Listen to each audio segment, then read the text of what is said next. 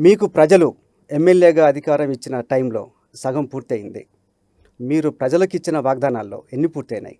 ప్రజలు మనకిచ్చిన సమయం సగమేం కాదన్న 33 నెలలు పూర్తయింది. ఇంకొక 27 నెలలే ఉంది. అవును. అంటే మెజారిటీ 60% అయిపోయినట్టే లెక్క. అవును. ప్రజలకు ఎలక్షన్‌లో నేను పర్సనల్‌గా హామీలు ఇచ్చినవి ఉన్నాయి తప్ప, ప్రభుత్వ పరంగా నేను ఎమ్మెల్యేగా గెలిస్తే, నేను ఇది చేస్తా, అది చేస్తా అని ఎక్కడ చెప్పలేదు. అది ఎక్కడైనా ఎంక్వైరీ చేసుకోవచ్చు. కానీ నేను పర్సనల్‌గా మాత్రము 150 కోట్లతోని రైతు కల్లాలు, ఉచిత విద్య, ఉచిత వైద్యం అందిస్తా అని చెప్పేసి చెప్పడం జరిగింది. ఆ ప్రయత్నంలో ఉన్నాం.